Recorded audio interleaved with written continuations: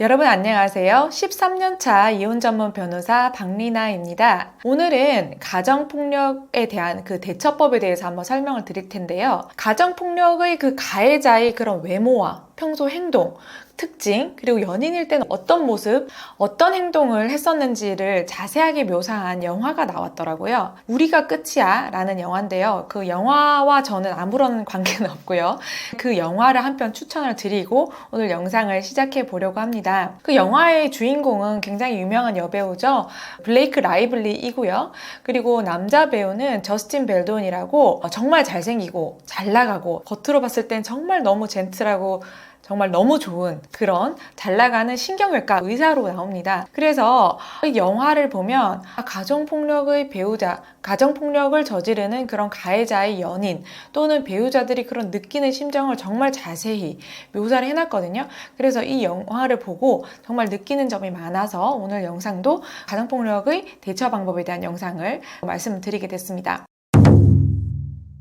먼저 가정폭력에서 벗어나기 위한, 그 상황에서 빠져나오기 위한 제일 첫 번째 단계는요, 바로 폭력을 인식하는 거예요. 영화에서도 보면 피해자가 가해자와 연인일 때부터 뭔가 조금 이상한 느낌이 있어요. 갑자기 막 화를 낸다거나 의자를 던진다거나 이런 느낌이 있어요. 이상한 느낌을 받지만 에이 너무 화나서 그랬겠지 하면서 계속 이제 배우자를 이해하려는 모습이 계속 나옵니다.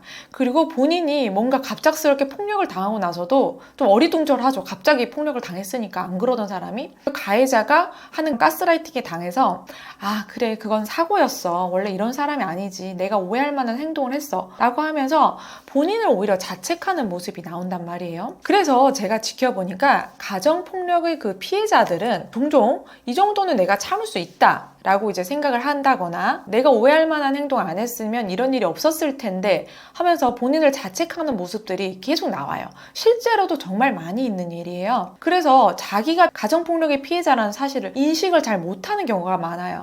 그래서 그걸 한참 동안 당하고 난 후에 그제서야 아 이게 가정폭력이구나 하는 경우가 많이 있거든요. 그래서 지금 말씀드릴 텐데 이러한 상황이 펼쳐진다면 이게 가정폭력이구나 하시면 됩니다.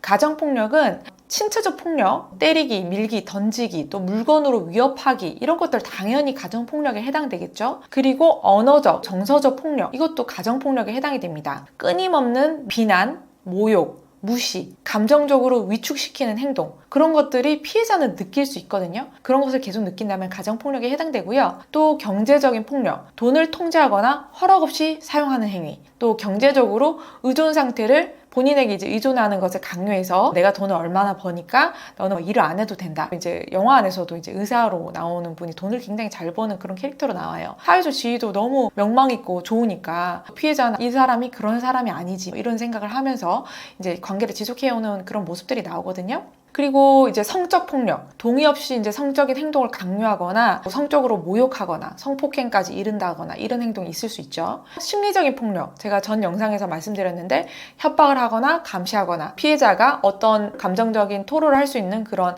가족들과 전부 이제 차단을 해서 고립시키도록 하는 행동, 그리고 공포심을 조성하는 행위, 그런 것들이 다 심리적 폭력, 가정 폭력에 해당되는 것입니다.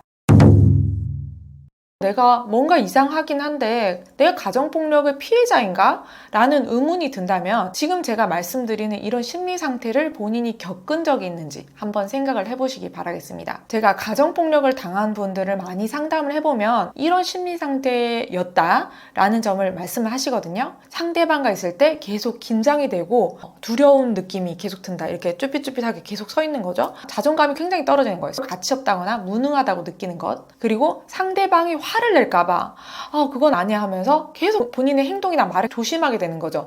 굉장히 말 한 번 잘못했다가 갑자기 막 상대방이 화를 터뜨리거나 할까봐 영화에서도 그런 장면이 나오죠. 그건 아니야 괜찮아 하면서 이제 조심조심 하는 모습들이 나오죠. 본인이 행복하거나 되게 정서적으로 안정됐다라는 느낌보다는 굉장히 통제받고 있다, 우울하다 또는 굉장히 심리적으로 불안정한 그런 느낌들을 갖고 있는 그런 표정들이 많이 나와요. 그러니까 본인의 표정이 내가 거울을 봤을 때 이런 표정이 평소에 있다. 평소에 이런 표정으로 지내고 있다. 라면 내가 어떻게 가정폭력을 당하고 있는 건 아닌가? 라고 돌이켜 보셔야 한다는 거예요.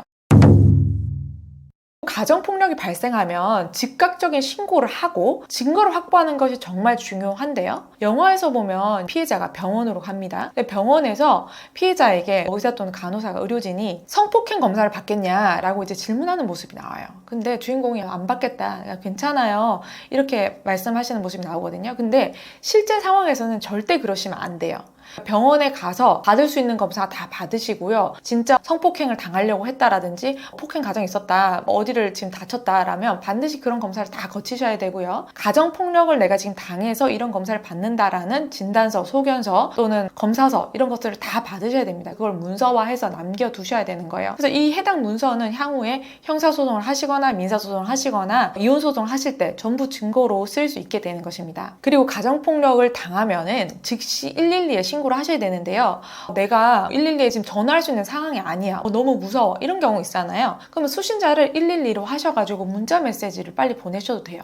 지금 빨리 도와달라고 이렇게 보내실 수가 있고요. 경찰에 이제 신고를 해서 경찰이 출동하면 나는 가해자랑 분리되고 싶다, 분리 조치를 해달라, 주거지로부터 가해자를 퇴거하게 해달라, 접근금지 명령을 내려달라라는 요청을 할 수가 있고요. 경찰은 봤을 때 이 상황이 정말 심각하다라고 판단되면 즉시 분리 조치를 하게 되어 있습니다. 이후에는 법원을 통해서 접근금지 가처분 신청을 하셔가지고요. 2달이든 6개월이든 계속 소송을 하는 도중에 접근금지 가처분을 받아서, 소송이 만약 길어진다면 그동안 계속 접근금지를 할 수 있도록 그런 명령을 따로 신청을 하실 수가 있습니다. 이런 신청을 하는 것은요, 가해자가 혹시나 나를 쫓아와서 나에게 보복범죄를 저지를까봐 반드시 신청을 해놓는 것인데요. 설마 보복은 하지 않겠지라고 해서 신청하지 않았다가 정말 쫓아와서 보복범죄를 저지르는 경우가 있기 때문에요. 이런 상황이 있다면 신고하시면서 이런 조치까지 해놓으시는 것을 추천드리겠습니다.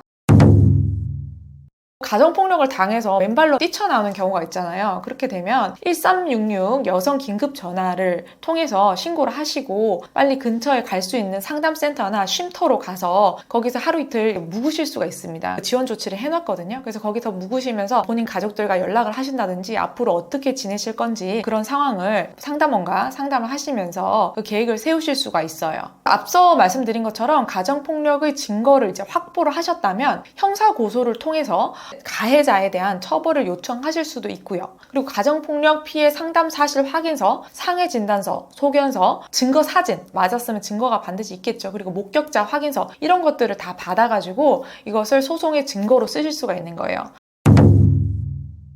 영화에서 보면 가해자가 흔쾌히 협의 이혼에 동의를 해줘요. 가해자들이 실무에서 보면 협의 이혼에 동의하지 않는 경우가 정말 많습니다. 가정폭력 자체를 부인하거나 이게 굉장히 일회성이었다라고 하면서 그 본인의 범죄 사실을 축소하는 경우가 굉장히 많아요. 그렇기 때문에 가정폭력이 있다면 재판상 이혼 사유에 해당되기 때문에 이것을 가지고 이혼 소송을 제기해서 이혼 판결을 받으시고 이혼을 하실 수도 있습니다. 가정폭력 가해자는 형법이나 아동복지법 또는 가정폭력처벌법에 따라서 굉장히 중한 처벌을 받게 되는데요. 이때 가정폭력이 배우자에 대한 것뿐만 아니라 자녀가 있을 수 있죠. 자녀에 대해서 폭행이 이루어진 경우에는, 즉 아동 청소년 대상 범죄일 경우에는 법원은 이것을 더 중하게 보고 더 중하게 처벌을 하고 있습니다. 경한 경우에는 보호처벌을 받지만 이게 중한 경우에는 벌금형 이상 징역형이 떨어질 수도 있으니 이것을 고소를 하셔서 진행을 하시면 좋겠습니다.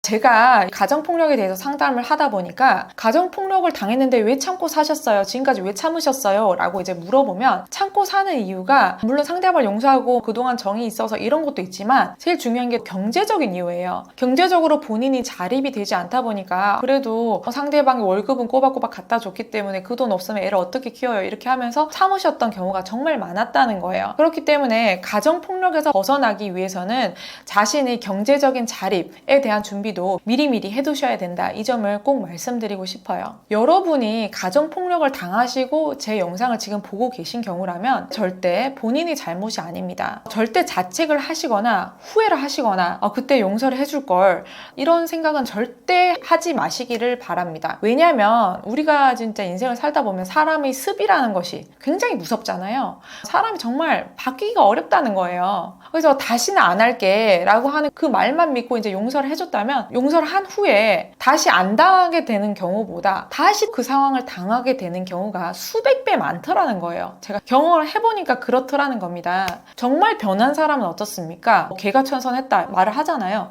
그런 변한 사람은요, 행동으로 내가 이렇게 변했다라는 걸 행동으로 보여준단 말이에요. 변한 행동이 단순히 일회성에 그치면 안 되겠죠. 변한 행동을 충분히 관찰할 수 있는 시간을 가지고 보호받을 수 있는 상황에서 상대방한테 어느 정도의 그래도 여지는 주고 싶다라면 상대방을 충분히 관찰할 수 있는 시간을 가지고 상대방의 행동을 객관적으로, 이성적으로 꼼꼼히 확인하셔야 되겠죠. 그동안 산 정에 이끌린다, 이런 얘기는 더 이상 하지 않으셔야 됩니다. 그 피해는 또 고스란히 자녀들에게 가게 돼 있어요. 자녀들이 그런 트라우마를 갖고 클 수밖에 없기 때문에요. 영화에서도 보면 주인공 여자분이 굉장히 결심을 하고, 내 딸을 위해서 나는 이혼을 결심하는 거다. 당신 같으면 내 딸이 정말 사랑하는 남편한테 맞고 왔다라고 하면 어떻게 하겠느냐라고 물어보거든요. 그러니까 남편이 그러면 나는 반드시 헤어지라고 할 거다라고 하면서 이제 협의 이혼에 동의해 준 장면이 나와요. 그렇기 때문에 본인이 보호받을 수 있는 상황에서 이성적으로 잘 결정을 하셨으면 좋겠습니다. 오늘 영상은 여기까지이고요. 저는 다음 영상에서 뵙도록 할게요. 감사합니다.